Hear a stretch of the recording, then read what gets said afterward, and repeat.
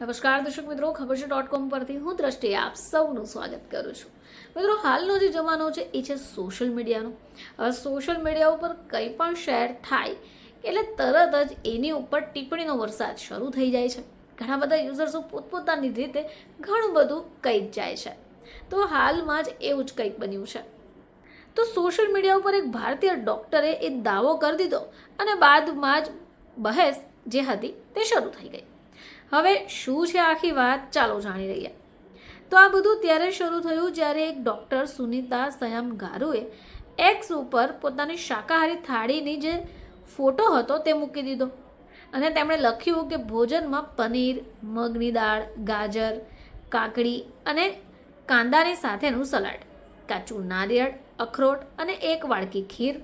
હવે એમણે કેપ્શન પણ આપી દીધું કે પતિના શાકાહારી ભોજનની ડિનર પ્લેટ. હવે આમાં પ્રોટીન સૌથી વધારે ફાઈબર પણ છે. જો કે ડૉક્ટર કપગમને પોસ્ટ ઉપર પ્રતિક્રિયા આપી અને તેમણે કહ્યું કે પનીર અને દૂધ પણ શાકાહારી તો નથી જ, એ પશુ સ્ત્રોતવાળા ખાદ્ય પદાર્થ છે. ચિકન, માછલી, બીફ અને બીજું બધું ઘણું. હવે એમની ટિપ્પણી પર તરત જ એક ગરમા ગરમ બહેસ શરૂ થઈ ગઈ. તો ઘણા ઉપયોગકર્તાઓએ તર્ક આપ્યું કે પનીર અને દૂધ શાકાહારી છે, જેમને પ્રાપ્ત કરવા માટે કોઈ પણ જાનવરને નથી મરવું પડતું.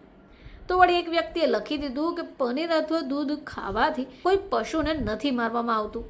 તો બીજાએ કહી દીધું કે દૂધ ઉત્પાદન પશુ ઉત્પાદન છે, જે કોઈ જાનવરને નથી મારતા, એટલે આ વાસ્તવમાં શાકાહારી છે અને કોઈ પણ જાનવરને મારવું અથવા નુકસાન પહોંચાડવું દૂધ આપવાવાળાની વ્યવસ્થા ઉપર નિર્ભર કરે છે.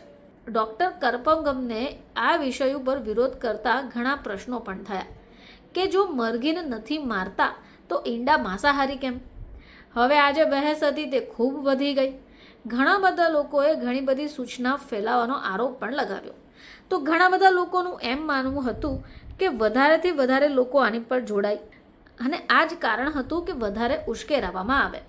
તો હવે આ જે વિવાદ હતો એ ભારત અને દુનિયાના ઘણા હિસ્સાઓમાં શાકાહાર કોને સમજે છે એ વિષય પર હતો. જોકે ભારતમાં આમ જોવા જઈએ તો લેક્ટો શાકાહારનું પાલન કરવામાં આવે છે.